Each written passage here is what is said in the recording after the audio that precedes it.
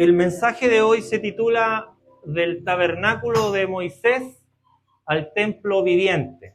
Amén. Y para ello vamos a ir a la carta que Pablo le escribe a Colosenses, en el capítulo número 1, verso 27, donde dice lo siguiente: a quienes Dios quiso dar a conocer las riquezas de la gloria de este misterio entre los gentiles, que es Cristo en nosotros, la esperanza de gloria. Amén.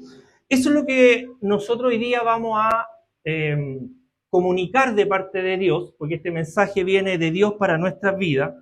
Pero antes yo quisiera hacer una reflexión respecto a este versículo que Pablo le entrega a los colosenses, porque Pablo principalmente escribe esta carta a los colosenses con un propósito fundamental, y ese propósito, escúcheme bien, era contrarrestar, o sea, combatir enseñanzas que se estaban introduciendo en esta iglesia, erróneas por supuesto, y que intentaban realizar una combinación del evangelio con algunas prácticas humanas y algunos rituales judíos que se estaban dando en esta iglesia. Y esto es fundamental que nosotros lo entendamos, porque así como en los tiempos de la iglesia de Colosa, ¿verdad?, donde Pablo escribe esta carta, situaciones como ella no están muy lejanas de nuestra realidad. Porque cuando uno ve la combinación de ciertas prácticas que teníamos antes de ser llamados al evangelio, con lo que hoy realizamos o efectuamos dentro del servicio de nuestra servicio al Señor, nos podemos dar cuenta, si empezamos a mirar con un cierto cuidado, que a veces hacemos ciertas mezclas, ¿verdad? A veces nosotros criticamos mucho la religiosidad de la Iglesia Católica, pero muchos de nosotros a veces nos postramos delante de Dios diciéndole: Señor, mira, si tú me das esto, yo soy capaz de hacer esto por ti. Situación muy similar a lo que hace, insisto, con las mandas, ¿verdad?, que acontecen durante este fin de semana, por ejemplo, la fiesta religiosa de Lo Vázquez, ¿verdad?, donde mucha gente va a pagar algo que recibió, ¿verdad?, de parte de la Virgen de Lo Vázquez, se llama, ¿verdad? Sí, se llama igual que el santuario, no me acuerdo. Bueno, a eso va la gente, y nosotros traemos ciertos rituales a la iglesia, ¿verdad?, y comenzamos a combinar, a mezclar lo que realmente dice la Escritura con nuestras propias prácticas. Empezamos a imaginar a Dios, a crearnos un Dios a nuestro alcance y a nuestra medida, que finalmente tiende a mezclarse, pero tiende también a tener mucho de fábula, mucho de irreal y mucho que va contra la palabra de Dios. Y Dios le dijo a Pablo, ¿verdad? Oye, Pablo, dura cosa estar dándote cabezazos contra el aguijón.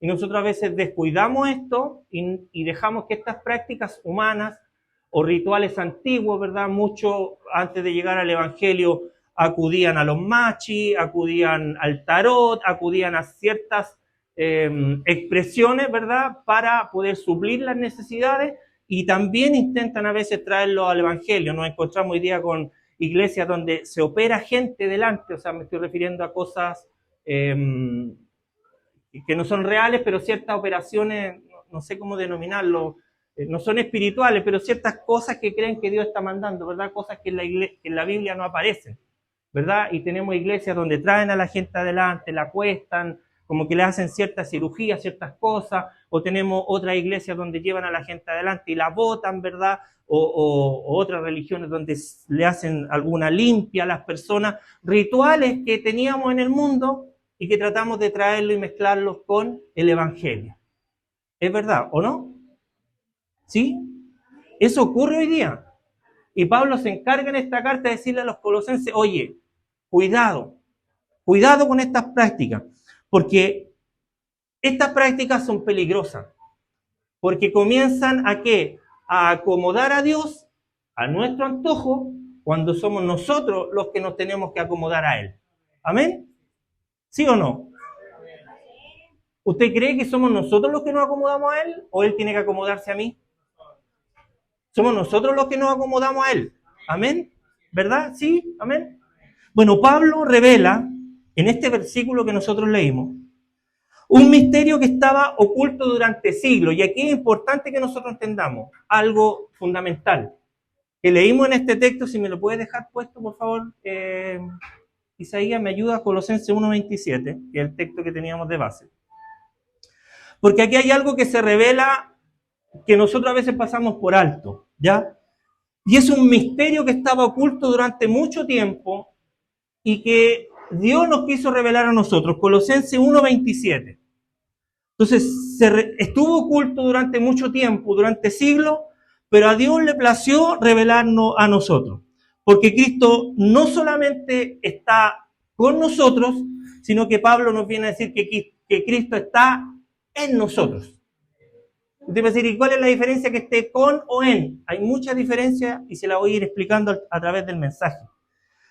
Pero Cristo está en nosotros, es un misterio que se revela a través de este texto bíblico y nos muestra que Cristo ahora, Dios mismo ahora habita dentro de cada creyente. Amén. Esta revelación viene a transformar la relación entre Dios y la humanidad, pasando de una presencia externa, como era en el Antiguo Testamento, y temporal, a una presencia y a una comunión interna y eterna. ¿Se entiende? O sea, Dios viene a revelar un misterio que estuvo oculto, es como el misterio, ¿verdad?, de que no todos dormiremos, sino que todos seremos transformados. Bueno, hay misterios que se han ido revelando a lo largo de la historia, progresivamente, y este es un misterio que Pablo lo revela a los Colosenses, donde le dice, oye, antiguamente Dios moraba con su pueblo, o sea, alrededor de su pueblo. Pero con la muerte de Cristo, eso ya cambió. Y ahora Él deja de estar con nosotros, a nuestro alrededor, para comenzar a habitar en nosotros. Por eso que el título del mensaje es del tabernáculo o de la carpa de Moisés a templos vivientes, que somos nosotros. ¿Alguien se goza por eso? O sea, somos portadores de la gloria misma del Dios invisible en nuestras vidas. ¿Se entiende? Entonces nosotros tenemos que pensar en nuestra vida espiritual, ¿ya? Porque esto es espiritual y esta revelación es para los espirituales. Y si alguien hoy día está en la carne, el Espíritu Santo nos va a ayudar, porque no nos va a despreciar, sino que el Espíritu Santo nos va a ayudar a través de esta palabra a entender que esto que nosotros estamos hablando, lo estamos hablando de una manera espiritual y con gente espiritual. Entonces la pregunta en este instante es, ¿somos nosotros conscientes o vivimos conscientes de esta realidad o seguimos nosotros aferrados a la sombra, a los rituales del pasado? ¿Estamos siendo hoy día conscientes de lo que implica que Dios haya salido de una carpa, de un tabernáculo, de un templo hecho por mano de hombre, para dejar eso y venir a habitar al interior del ser humano? ¿Estamos siendo conscientes de lo que eso significa? ¿Que estamos siendo portadores de la gloria del Dios invisible? Ojo con esto. Ojo con esto, porque esto, hermano, nosotros nos tiene que hacer meditar y nos tiene que hacer pensar. Porque la muerte de Cristo en la cruz del Calvario no solamente vino, como siempre repetimos nosotros, a perdonar mis pecados, sino que la muerte de Cristo vino a marcar un antes y un después en la humanidad. Por eso que es relevante que nosotros entendamos que el sacrificio de Cristo no se trata de mí, se trata de Él. ¿Amén?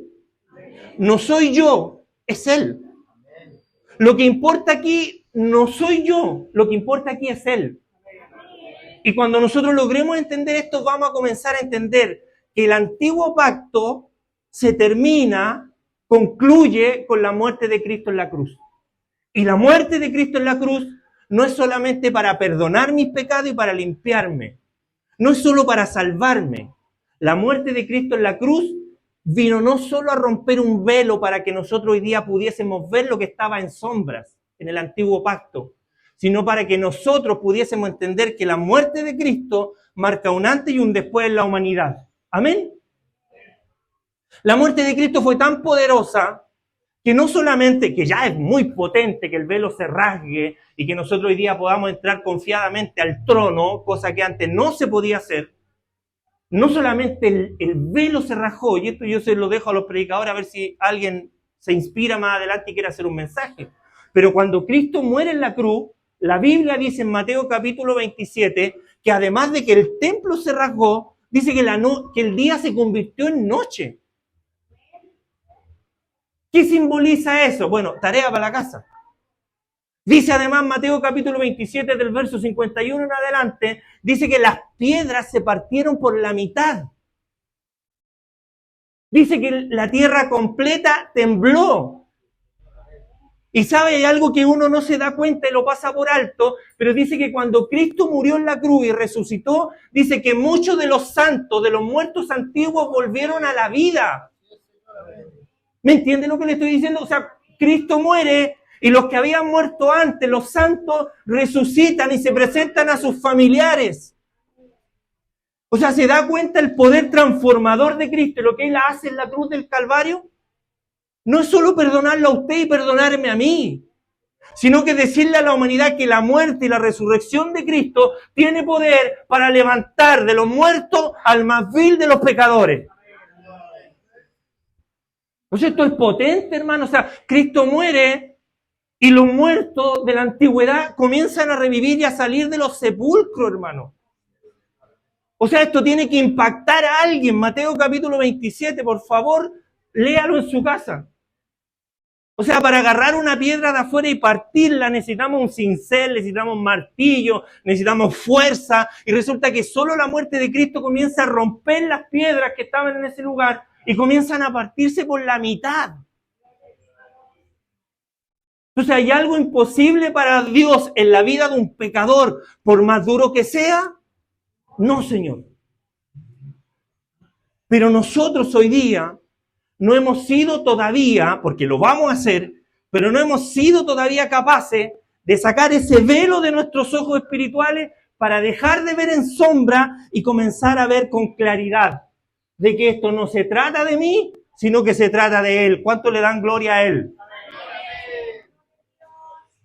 Porque el egoísmo, decían delante de la escuela dominical, el egoísmo, el egocentrismo, que no es que yo le pido a Dios y Dios me responde, no es que yo, todo es yo, el yoísmo. Esos son prácticas antiguas, rituales antiguos que nosotros traemos a la congregación, que traemos a la iglesia y la hacemos pasar como si fueran espirituales, pero no se trata de nosotros. Se trata de Él. Cristo es lo más importante. Él es el alfa y el omega, es el principio y el fin, el primero y el último. Él es todo para nosotros.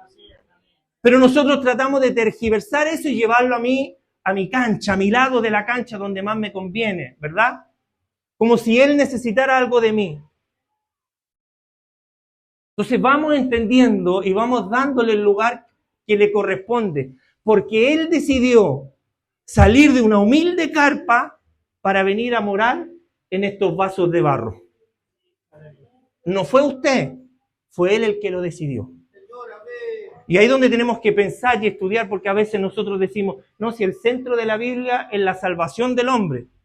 Yo diría que el centro de la Biblia es Cristo, porque Él dijo, las Escrituras dan testimonio de mí. El centro de todo no es el ser humano, es Él.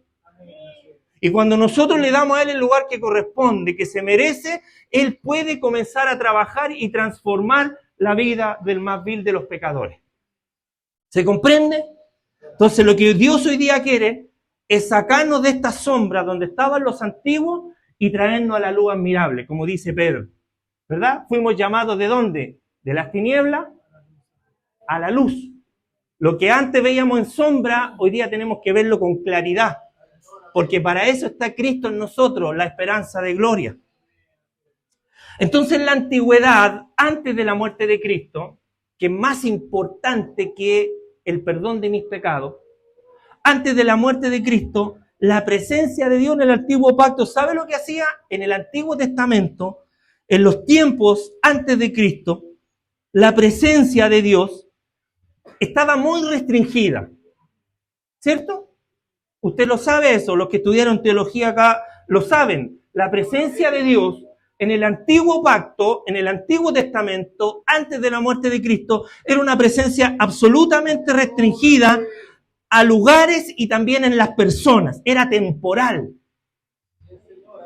Amén. Era muy reducida. Mire la bendición que tenemos hoy día nosotros. Por favor, meditemos en esto. Porque la presencia de Dios en el antiguo pacto era temporal y era para algunos, no para todos. Porque Cristo venía, moraba en los reyes, venía y habitaba en los profetas, venía y habitaba en los sacerdotes y salía. O sea, 3 clases de personas. Usted o yo, si hubiésemos estado en esa época, no éramos ni reyes, ni sacerdotes, ni profetas, 0 posibilidad de que Dios viniera a nosotros. ¿Se entiende lo que hoy día tenemos? ¿Se logra comenzar a dimensionar lo que hoy día aportamos? Esto, hermano, es más que las cosas temporales. Es una esperanza de gloria. Porque la gloria que un día moró en un tabernáculo, en una carpa, hoy día está morando en nosotros. ¿Cuántos se alegran por eso? Bueno, la carpa de reunión, o el tabernáculo de reunión, que nombra Números capítulo 9, nos menciona en el libro de Números, o podemos leer, cómo la presencia de Dios en aquel entonces habitaba en una carpa o en un tabernáculo. Dice la Biblia que cuando se alzaba la nube del tabernáculo, cuando salía la nube de la carpa, los hijos de Israel partían, comenzaban a marchar cuando estaban en el desierto.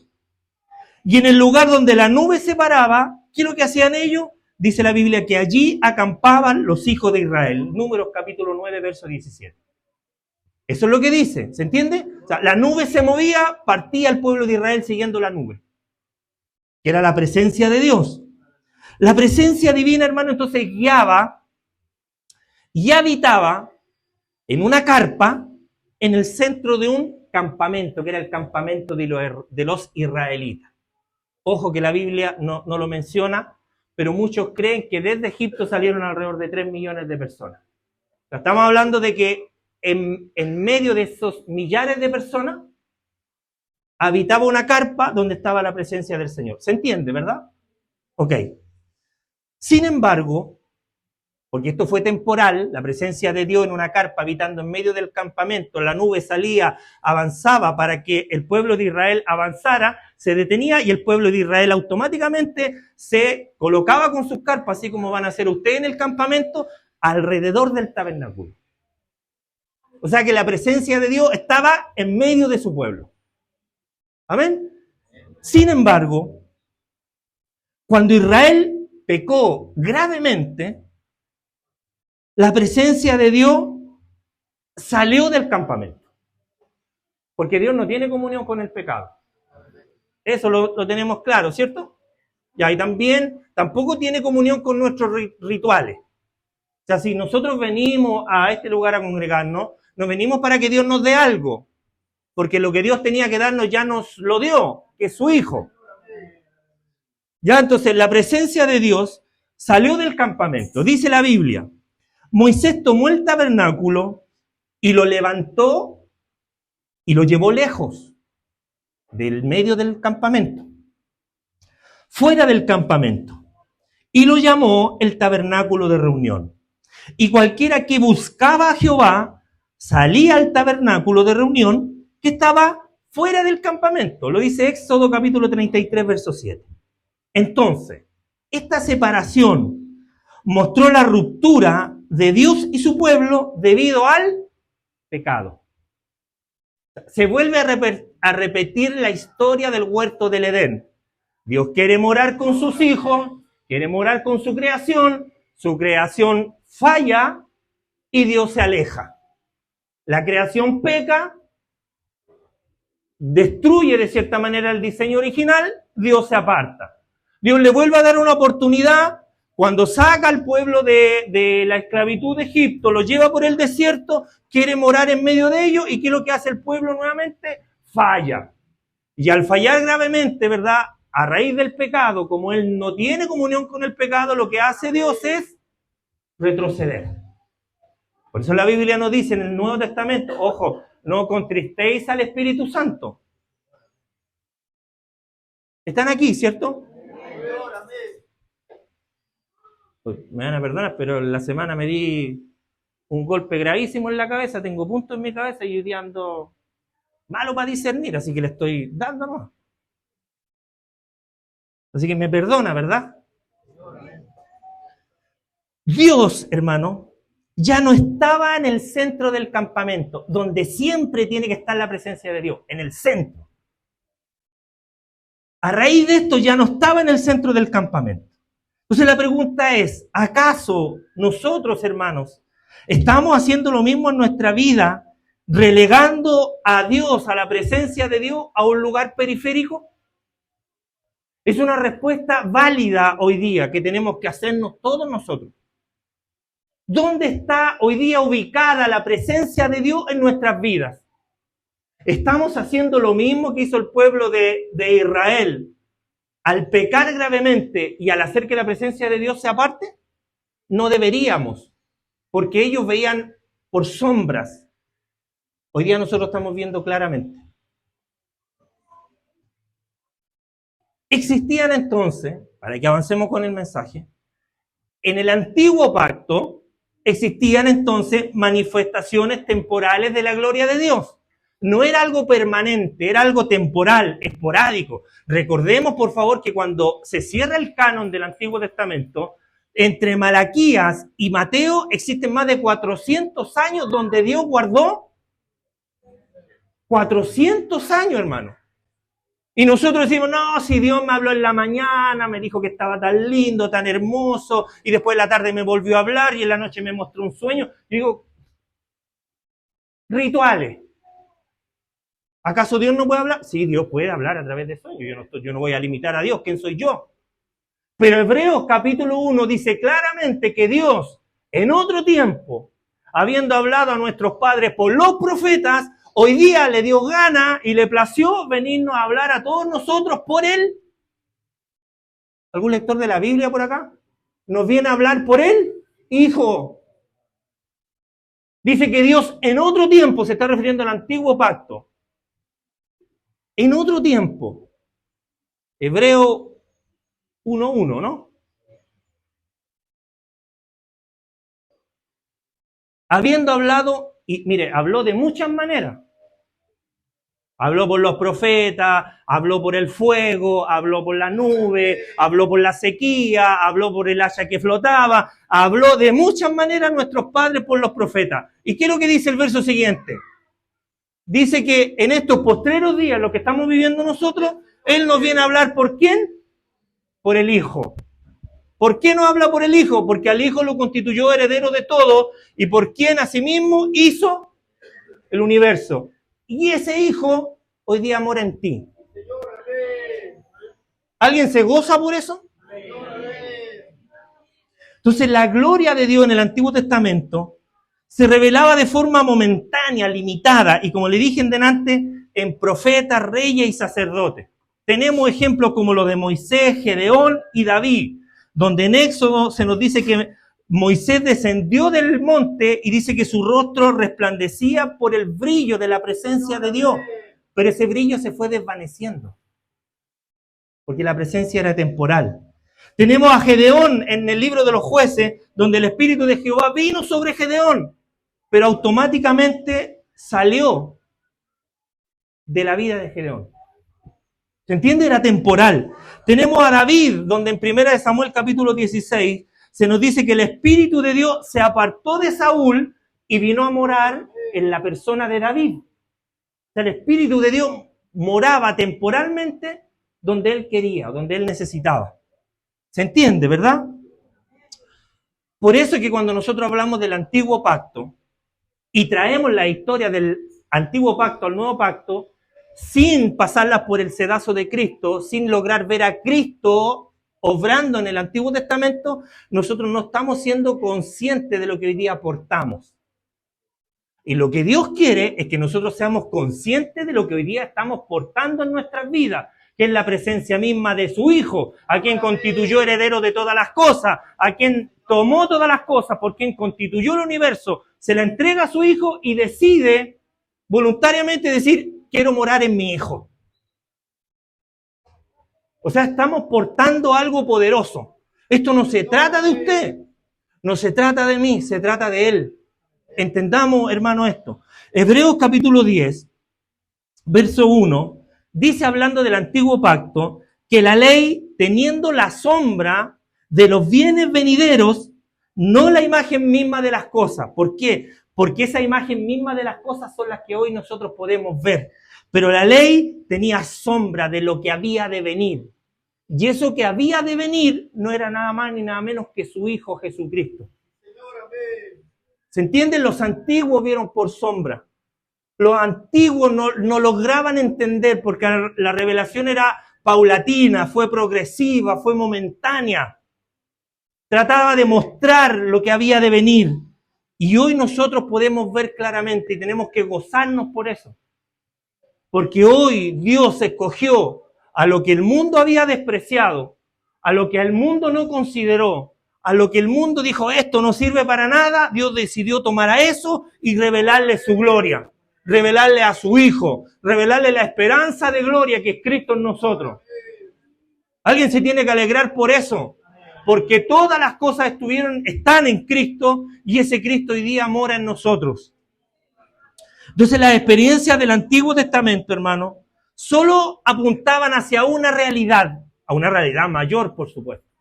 Las cosas que ocurrían en el Antiguo Testamento, lo que buscaban y hacia donde apuntaban era el blanco perfecto. Y ese es Jesucristo, nuestro Señor y nuestro Salvador.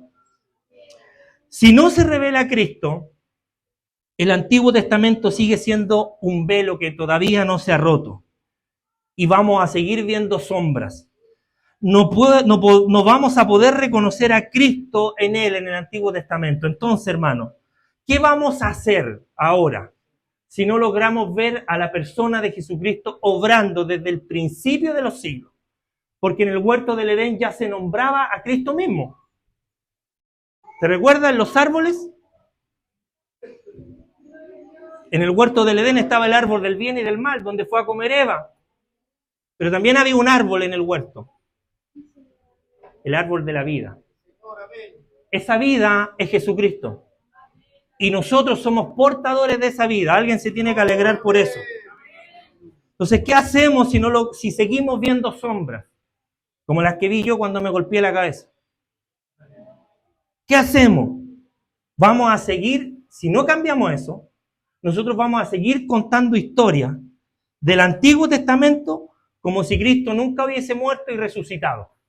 ¿Verdad? Porque seguimos contando la historia de David con Goliat, que David el chiquitito le pegó al grande y que el grande se cayó porque le tiró piedra. Seguimos contando historias del Antiguo Testamento como que si Cristo nunca hubiese muerto y hubiese resucitado. ¿Dónde está Cristo en la historia de David y de Goliat? Sombras, ¿ves? No logramos ver, no logramos dimensionar. Sombras estamos viendo todavía. Entonces traemos esas enseñanzas del antiguo pacto como si Cristo no existiera. Como si el sacrificio que hizo en la cruz, al morir y al resucitar por nosotros al tercer día, al llevar cautiva la cautividad, al regalarle dones al hombre, como que si no, nada hubiese pasado. Olvidando que Cristo en nosotros es la esperanza de gloria. Un misterio revelado, un misterio escondido por los siglos de los siglos, revelado, ¿sabe a quién? A usted. A usted. A mí. A los que están a través de la plataforma Zoom. Un misterio oculto por siglos, a Dios le plació venírselo a revelar a nosotros. Que Cristo en nosotros es la esperanza de gloria.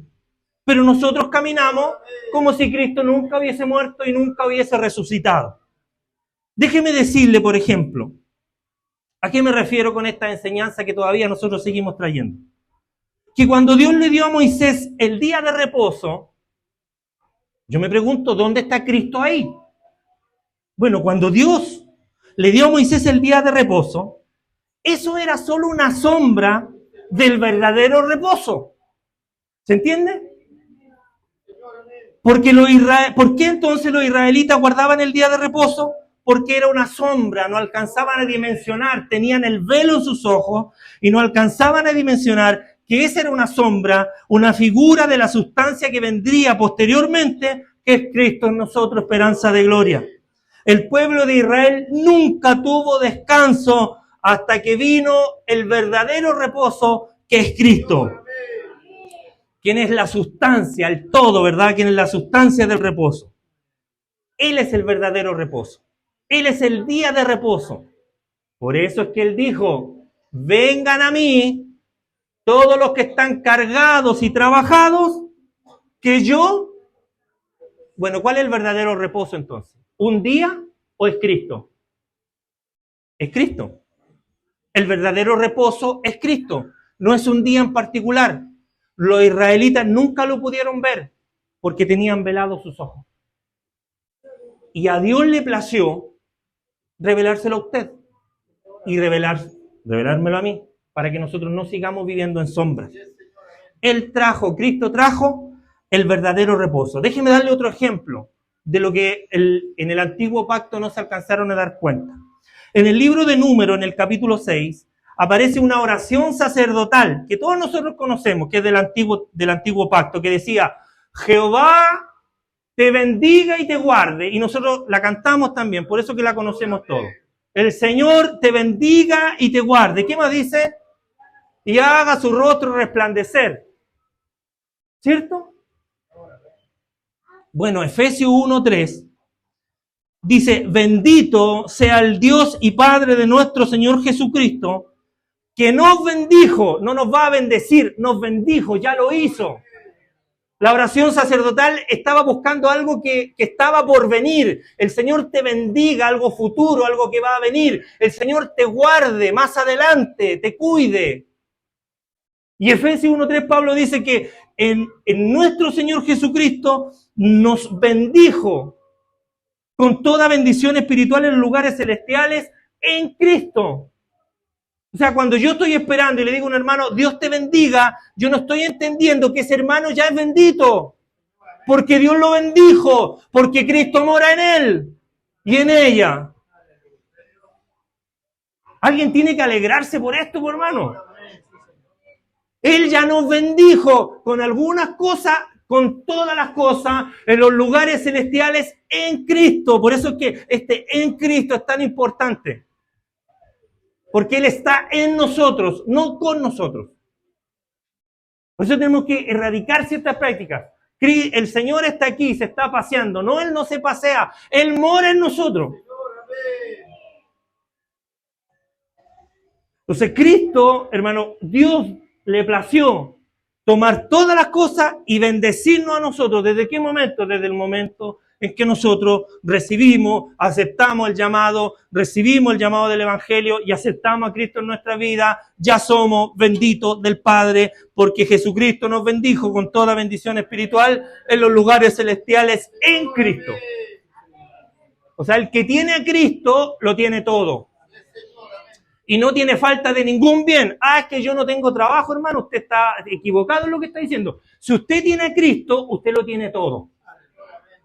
Ya, pero y el trabajo, no se preocupe. Preocúpese de tener a Cristo para que usted lo tenga todo. ¿Se entiende? Y las dificultades que pasamos, la falta de trabajo, las enfermedades, las caídas que nos mandamos, tienen un propósito. El que Cristo sea glorificado en nosotros. Cristo sea glorificado en todo en nosotros. Cuando nosotros vemos y tomamos las prácticas del Antiguo Testamento y decimos, es que Dios le dijo a Josué, esfuérzate, sé valiente, trabaja, no desmayes, que yo voy a estar contigo. Efectivamente, Dios estaba con Josué. Si Josué fallaba, Dios se iba a alejar. Entonces era un trabajo mancomunado. Pero hoy día la Biblia nos dice que nosotros ya no es con esfuerzo, sino que Dios se perfecciona, no en mi esfuerzo, Él se perfecciona en mi debilidad. Porque Él escogió a lo vil, a lo despreciado, a lo débil. ¿Para qué? Para avergonzar a lo fuerte. Entonces Él elige a lo que, como decimos nosotros comúnmente, a lo que botó la ola. ¿Para qué? Para mostrar su gloria, para mostrar su poder. Por eso que aquí nuestro esfuerzo ya no vale. Por eso vuelvo a insistir en lo mismo. Ojalá esto se nos quede grabado. No se trata de nosotros, se trata de Él. Por eso antes era con esfuerzo, hoy día es con debilidad. Por eso que todos los días Pablo decía, con Cristo estoy juntamente crucificado. Todos los días estoy con Cristo crucificado, porque ya no vivo yo, Cristo vive en mí. Todos los días estoy crucificado para que Él se glorifique en mi debilidad. Para que yo siendo débil, el poder de Dios se perfeccione en mí. Para que yo siendo débil, Él pueda ser fuerte en mí. Por eso dijo el Señor, mire, si esto no se trata de amar nuestra propia carne, esto se trata de aborrecer. Jesucristo dijo, ¿ustedes quieren ser mis discípulos? Bueno, vayan y aborrezcanse a sí mismos. Y si quieren venir en pos de mí, dejen a su papá, dejen a su mamá y síganme. ¿Se entiende que esto es con debilidad? Ya no es con fuerza, no es lo que usted haga, no es lo que yo haga, no es cuántas cosas buenas hagamos por el Evangelio, porque nuestras obras, por muy buenas que las veamos, dice el libro de Isaías, que delante de la presencia de Dios vienen a ser como un trapo de inmundicia. Y si algo hiciéramos, dijo Jesucristo, siervos inútiles somos. ¿Se entiende que no se trata de nosotros? Eso es lo que nosotros tenemos que entender. ¿Qué estoy diciendo con esto? Y póngame mucha atención a lo que voy a decir. Porque no le estoy diciendo que nosotros tenemos que desechar el Antiguo Testamento. Yo no estoy diciendo eso. Ambos textos, hermanos, no están divididos, no están enemistados, sino que el Nuevo Testamento es el cumplimiento del Antiguo Testamento. ¿Se entiende? Donde todo en el Antiguo Testamento refería a Cristo. Por eso que él dijo, las Escrituras dan testimonio de mí. No existía el Nuevo Testamento, entonces ¿a quién se refería? Al Antiguo Testamento. Las Escrituras dan testimonio de mí. Todo refería a Cristo. Y la nueva naturaleza que hoy día nosotros portamos, ¿cuánto hoy día tienen la nueva naturaleza? Nos va a ayudar a entender todo lo que pasaba en el Antiguo Testamento, pero hoy día, por el sacrificio de Cristo, con un velo ya rasgado, ya abierto, donde podemos ver claramente, donde podemos entrar confiadamente a la presencia del Padre por el sacrificio de Jesucristo. No por lo que yo hice, no porque vine al altar, no porque respondí, sino por lo que Él hizo por nosotros. Entonces, cuando portamos la nueva naturaleza, somos capaces de darnos cuenta de eso.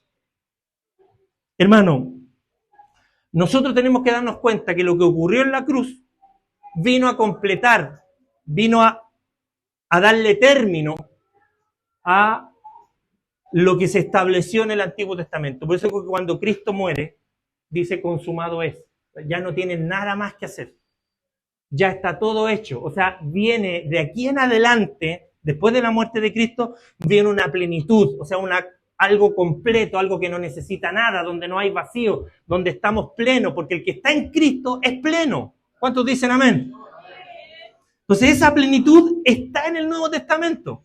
Por eso que Cristo, dice la Biblia, que nosotros tenemos que entender que Cristo está en nosotros, ya no está con nosotros como lo hacía en el Antiguo Pacto. Él no está por ahí deambulando, dando vueltas, esperando que nosotros le busquemos, le invoquemos. Él hoy día vive en nosotros, mora en nosotros. Y esa, hermano, es una realidad eterna, ya no es más temporal. O sea, usted tiene que alegrarse por esto, porque esto no es algo que viene y va, es algo eterno. La presencia de Dios en nosotros es eterna. Y con la obra de Cristo, la relación con Dios, nuestra relación con Dios, pasa a ser ya no más externa, sino que pasa a ser una relación interna y eterna. El Evangelio de San Juan dice que el Espíritu de verdad estará en vosotros. Segunda de Corintios 3:18 dice, somos transformados de gloria en gloria en la misma imagen como por el Espíritu del Señor. O sea, somos transformados a la misma imagen de Él. Primera de Juan dice, vosotros tenéis la unción del Santo. Nosotros no andamos buscando unción. Porque el que tiene a Cristo ya tiene la unción. O sea, ya no la tienen los sacerdotes, no lo tienen solo los reyes, no la tienen solo los profetas. Los que han creído en Él, los que le han seguido, los que le han aceptado, hoy día tienen la potestad y la oportunidad de ser hechos hijos de Dios. Y ser portadores de esa gloria, de esta esperanza de gloria. Por eso Cristo, hermano, en nosotros, marca una diferencia radical en el creyente. Ya no dependemos de una carpa o de un tabernáculo, ni tampoco dependemos de mediadores, porque hoy día Dios habla permanentemente en cada creyente a través de su palabra. ¿Cuántos dicen amén? Hermanos, reflexionemos en esto. Tenemos que dejar atrás las sombras, esas cosas permanentes, esas cosas medias oscuras, medias borrosas que traemos del mundo y que hemos tratado de convertir o de amoldar dentro del Evangelio, de combinar con el Evangelio. Muchos cristianos, hermanos, siguen viviendo como si estuvieran en el antiguo pacto. Y eso es trágico. Eso es doloroso porque pareciera que Cristo no hubiese hecho nada. Y siguen buscando mediadores, siguen buscando rituales para poder acercarse a Dios. Pero Cristo ya completó la obra. La obra ya está lista, ya está completa. Y Él es el único mediador y es el cumplimiento de la ley. Por eso Mateo dice, yo no he venido para abrogar la ley, sino que he venido para cumplir la ley y los profetas. No la vine a terminar. En Cristo se cumple la ley. ¿Se entiende? Y Él está en nosotros. Por eso es que nosotros ya no vivimos por la ley, vivimos por la gracia. Hermano, entendamos esto. Esto es como que si yo hoy día me parara aquí y guardara silencio y le entregara una carta con el mensaje a cada uno de ustedes. ¿Para qué entregar esa carta escrita a mano cuando tengo la capacidad de hablar y de entregar un mensaje directo de parte de Dios para su vida? El mensaje escrito en aquel entonces era importante, pero la relación cara a cara con el Señor siempre va a ser mucho mejor. ¿Cuántos dicen amén? Vivamos entonces la realidad del Cristo en nosotros, esperanza de gloria, porque nuestra identidad ya no está basada en lo que Dios hacía dentro de una carpa o de un tabernáculo. Nuestra realidad hoy día es que nosotros tenemos que identificarnos como templos vivos del Señor. Primera de Corintios dice, pregunta, ¿o ignoráis acaso que vuestro cuerpo es el templo del Espíritu Santo, el cual está en vosotros? ¿Estamos ignorando acaso esa realidad que Dios tiene que venir a preguntarnos otra vez? Oye, ¿están ignorando de nuevo que ustedes son portadores de la gloria, de la esperanza? Olvidamos aquello por las cosas temporales, por las problemáticas temporales. Olvidamos que el Dios mismo está morando en nosotros, que hoy día nosotros somos templo del Espíritu Santo. Hermanos, no podemos obviar eso. Ya no hay necesidad de carpas, ni de tabernáculos, ni de rituales complicados. Dios nos ha hecho su morada. ¿Cuántos se gozan por eso? Dios decidió morar en usted y morar en mí. Por eso es que tenemos que descansar en esta esperanza viva y gloriosa que es Cristo en nosotros. Es una garantía de que nuestra vida tiene un propósito y un propósito eterno. ¿Cuántos dicen amén? ¿Por qué? Porque su presencia transforma nuestra perspectiva de la vida. Amén. Romanos 8:11 dice, si el espíritu de aquel que levantó de los muertos a Jesús mora en vosotros, bueno, es capaz de hacer en nosotros cualquier cosa. Porque el espíritu de aquel que levantó de los muertos a Jesús, hoy día también está en nosotros. Y si levantó a los muertos, de los muertos a Jesús, mayores cosas haría también en nosotros, porque Él lo prometió. A ustedes les conviene que yo me vaya, porque viene uno que es más poderoso que yo. Y si Cristo, con una sola palabra, sacó a Lázaro de entre los muertos, ¿qué mayores cosas podría hacer su presencia en nosotros? Pero no podemos porque estamos ocupados en lo temporal. Seguimos viendo sombras. Seguimos amarreando a la gente para que se les salgan los espíritus malos. Cuando la Biblia dice que en el Hijo de Dios no pueden salir dos clases de agua de una misma llave. Entonces no entendemos cómo esos rituales siguen permaneciendo en la iglesia mientras que el Espíritu Santo sigue arrinconado en un espacio confinado, en un espacio de este templo que Él eligió para morar en plenitud. Tenemos entonces nosotros que reaccionar, porque ese Espíritu que levantó a Dios de entre los muertos, hoy día mora en nosotros y Él quiere que more en abundancia. Hermano, esto es como pasar de ser un recipiente, un receptáculo vacío, a un recipiente, a un receptáculo, a un balde lleno de agua que constantemente está rebosando de agua. Esa agua que salta para vida eterna, me estoy refiriendo. Cuando hay receptáculos vacíos, se pueden llenar de cualquier cosa. Yo lo puedo usar para meter tierra, lo puedo usar para meter escombros, lo puedo usar para meter arena, para meter cachureo, para cualquier cosa. Cuando ese receptáculo que somos nosotros tiene que estar lleno de esa agua que salta para vida eterna. Porque si ese recipiente está lleno de agua y se desborda por la presencia del Espíritu Santo, ya no solo vamos a recibir de parte de Dios, sino que cuando se desborda nosotros vamos a poder compartir esta palabra con otras personas. La palabra de Cristo con otros. Pero cuando el recipiente está a media, está medio vacío, como que sí, como que no, como que a veces se vacía, como que a veces se llena, no tenemos la capacidad de portar en abundancia, en plenitud, la presencia del Dios viviente con nosotros, esa esperanza de gloria.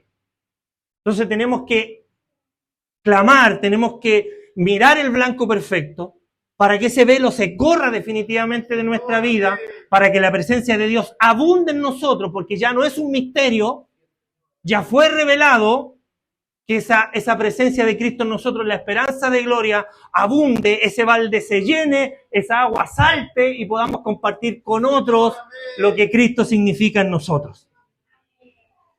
¿Se entiende, verdad? Traté con argumentos bíblicos y con la presencia del Espíritu Santo de poder compartir con usted esta revelación de este misterio que por siglos estuvo oculto hasta que la persona de Cristo apareció, vivió, murió y resucitó para que nosotros pudiésemos tener esta esperanza de gloria. Colócame por favor Colosenses 1:27. De pie por favor, hermano.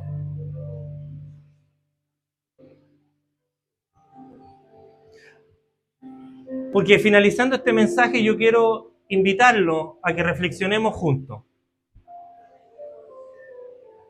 Porque Dios quiso, no fuimos nosotros. Dios quiso dar a conocer la riqueza, porque ya no somos pobres, somos ricos. Dios quiso dar a conocer las riquezas de la gloria de este misterio entre los gentiles, que éramos nosotros. Que es Cristo en nosotros, la esperanza de gloria. El Padre tomó todas las cosas, todas las riquezas, todo el universo, toda la plenitud, todo lo que había en los cielos, en la tierra, porque el universo lo constituyó por Él. Todo lo que existía lo colocó en su Hijo y decidió darnos ese Hijo a nosotros. ¿Se entiende? Por eso que ya no somos más unos pobres.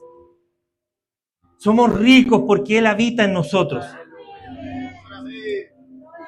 Entonces la reflexión para nosotros es: ¿dónde está Dios en tu vida hoy día? ¿Está fuera del campamento o está en el centro de tu vida, en el centro de tu corazón? Tal vez nunca has experimentado a Cristo habitando en ti. Y eso es válido. Tal vez nunca te explicaron de que necesitabas recibirlo, necesitabas reconocerlo. Pero hoy llegó el momento de que este misterio se revelara. Porque Cristo vino para cambiarlo todo. Pasamos de una relación limitada a una comunión eterna. Entonces la pregunta es, con la misma que empezamos: ¿está Dios contigo o está Dios en ti? No permitas que su presencia entonces quede fuera de tu vida, porque Él está a la puerta y llama. Invítalo entonces al centro de tu vida y experimenta la esperanza y la gloria que solo Él puede dar, porque no se trata de nosotros, se trata de Él. Cierre sus ojos para que oremos.